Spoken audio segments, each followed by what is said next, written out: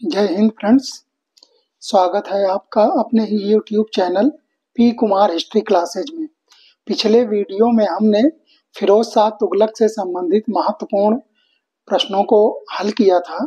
आज हम विजयनगर और बहमनी साम्राज्य से संबंधित जो भी महत्वपूर्ण प्रश्न हो सकते हैं उनको सॉल्व करेंगे। दोस्तों, जिन लोगों ने अभी हमारे यूट्यूब चैनल को सब्सक्राइब नहीं किया है, प्लीज वो सब्सक्राइब कर लें। तो शुरू करते हैं। तो जैसा ये विजयनगर साम्राज्य से संबंधित कुछ जो शुरुआती जानकारी है वो आपको पता ही होगा कि विजयनगर साम्राज्य की स्थापना हरिहर और बुक्का ने की थी और फिर अपने पिता के नाम पर संगम वंश, उनके पिता का नाम संगम था, उसी के नाम पर जो है संगम वंश की स्थापना हो जाती है। यह 1336 ईस्वी में मोहम्मद बिन तुगलक के शासनकाल में इसकी स्थापना होती है विजयनगर साम्राज्य की। होता क्या है कि मोहम्मद बिन तुगलक का एक के समय में एक विद्रोह करके, जिसका नाम था बहाउद्दीन गुरसास्प, वह दक्षिण में काम्पली के शासक के यहाँ शरण लिया हुआ था। तो उसी को दंडित करने के लिए मोहम्मद बिन तुगलक ने काम्पली में जो है भेजा अभियान, और उसी में हरिहर और बुक्का भी बंदी बना लिए गए और उन्हें दिल्ली लाया गया। दिल्ली लाने के क्रम में ही क्या होता है कि उनको वो इस्लाम धर्म स्वीकार कर लेते हैं। बाद में जब दक्षिण में विद्रोह होता है तो उन्हें ही, हरिहर और बुक्का को ही उस विद्रोह को दबाने के लिए भेजा जाता है और यहाँ दक्षिण में आकर वह अब उसको अभी हम देखेंगे, वो प्रश्न के रूप में है, किसके प्रभाव में आके वो पुनः हिंदू धर्म ग्रहण कर लेते हैं। तो पहला शुरू करते हैं कि प्रश्न है तुलु वंश का संस्थापक कौन था। तो विकल्प है नरसिंह, वीर नरसिंह, कृष्णदेव राय और देवराय द्वितीय। तो इसका आंसर हो जाएगा तुलु वंश का संस्थापक वीर नरसिंह। नरसिंह ने जो है संगम वंश को समाप्त करके सालू वंश की स्थापना की थी और वीर नरसिंह ने सालू वंश की समाप्ति करके तुलु वंश की स्थापना की। और तुलु वंश जानते हैं कि विजयनगर साम्राज्य में बहुत ही प्रसिद्ध वंश था, जिसमें आगे चल के जो है कृष्णदेव राय शासक होता है। तो इसका आंसर हो जाएगा तुलु वंश का संस्थापक वीर नरसिंह। दूसरा प्रश्न है हरिहर और बुक्का ने किसके प्रभाव में आकर पुनः हिंदू धर्म ग्रहण किया। तो अभी इसी की हमने चर्चा किया था। तो विकल्प है विद्यातीर्थ, विद्यारण, शेख निजामुद्दीन, इनमें से कोई नहीं। तो इसका आंसर हो जाएगा संत विद्यारण। संत विद्यारण के ही प्रभाव में आकर हरिहर और बुक्का पुनः हिंदू धर्म ग्रहण कर लेते हैं और विजयनगर साम्राज्य की स्थापना करते हैं।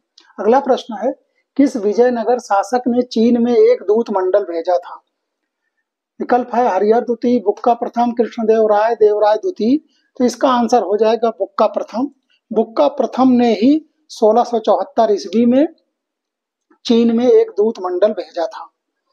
ये इंपॉर्टेंट सवाल है, पहले भी विभिन्न प्रतियोगी परीक्षाओं में पूछा जा चुका है, आगे भी आ सकता है। किस शासक के दरबार में अष्ट दिग्गज रहते थे एवं उसे आंध्र भोज कहा जाता था। तो विकल्प है हरिहर प्रथम, बुक्का प्रथम, कृष्णदेव राय, वीर नरसिंह। तो इसका आंसर हो जाएगा कृष्णदेव राय। कृष्णदेव राय के दरबार में ही अष्ट दिग्गज रहते थे। ये 8 तेलुगु कवि थे जिन्हें अष्ट दिग्गज कहा जाता था। और इसमें कंफ्यूजन नहीं होना चाहिए, एक होता है अष्ट प्रधान। अष्ट प्रधान शिवाजी के समय में थे, तो और अष्ट दिग्गज कृष्णदेव राय के समय में थे। कृष्णदेव राय को ही आंध्र भोज कहा जाता था या आंध्र पितामह भी कहा जाता था। अगला प्रश्न है अब्दुल रज्जाक किसके शासनकाल में आया था। तो ये प्रश्न जो है कई बार पूछा जा चुका है, साथ में मैचिंग में भी बहुत बार आता है, तो इस पे ध्यान दीजिएगा। कृष्णदेव राय, देवराय द्वितीय, हरिहर द्वितीय, सदाशिव राय। तो अब्दुल रज्जाक देवराय द्वितीय के शासनकाल में आया था ईरान से।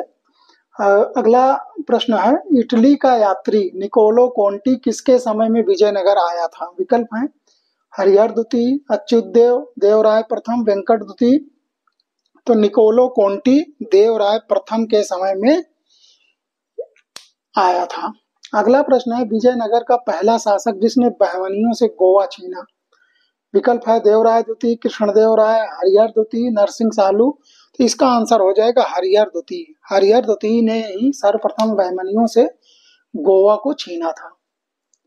अगला प्रश्न है वोडेयार ने 1612 ईस्वी में मैसूर राज्य की स्थापना किसके समय में की?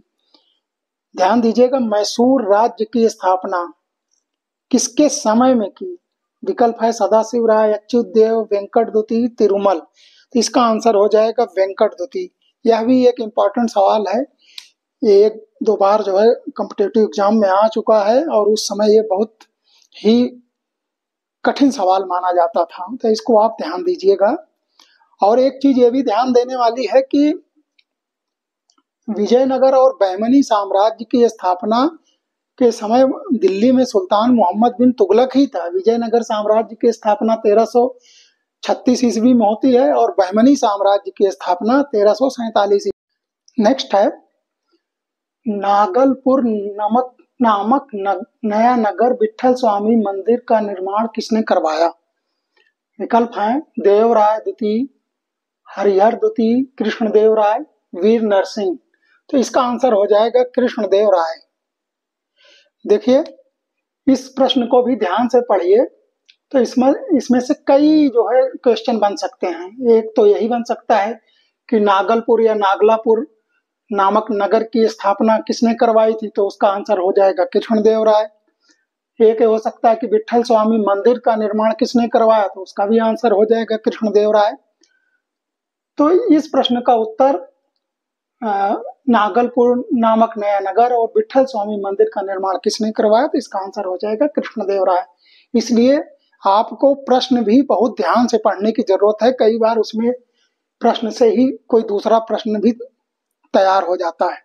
अगला प्रश्न है विजयनगर के किस शासक को सामान्य जन इंद्र का अवतार एवं अभिलेखों में उसे गज बैठकर उपाधि दी गई थी? विकल्प है कृष्णदेव राय, हरिहर द्वितीय, देवराय द्वितीय, नरसिंह सालू। तो इसका आंसर हो जाएगा देवराय द्वितीय। देखिए इस प्रश्न में भी कभी ऐसा पूछा जा सकता है कि किस शासक को जो इंद्र का अवतार कहा जाता था, तो इसका आंसर हो जाएगा देवराय द्वितीय। तो प्रश्न को ध्यान से पढ़ने की जरूरत है। अगला प्रश्न है तालीकोटा युद्ध के समय विजयनगर का शासक कौन था? ये भी बहुत इंपॉर्टेंट सवाल है, कभी पूछा जा सकता है। विकल्प है कृष्णदेव राय, सदाशिव राय, अच्युतदेव, वेंकट द्वितीय। तो इसका आंसर हो जाएगा सदाशिव राय।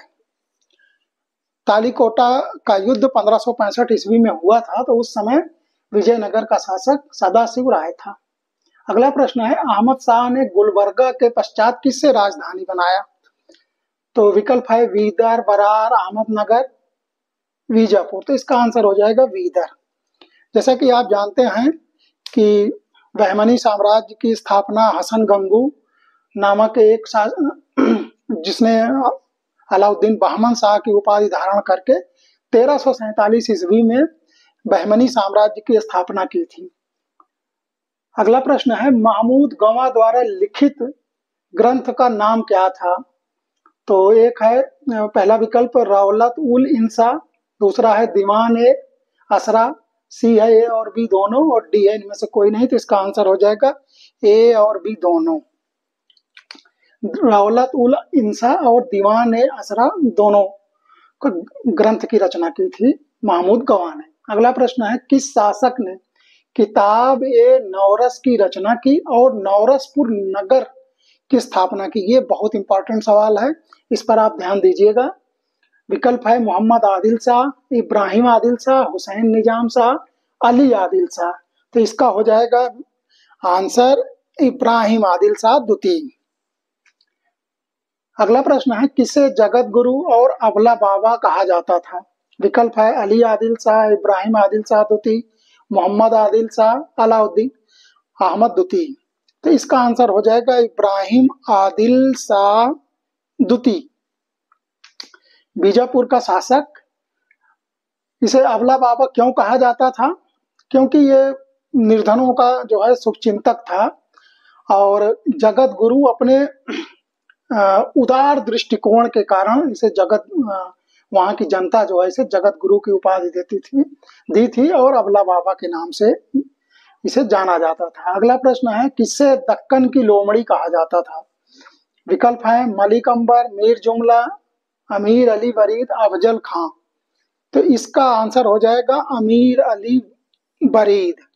अमीर अली वरीद ने ही वरीद शाही वंश की स्थापना की और इसे ही दक्कन की लोमड़ी कहा जाता है।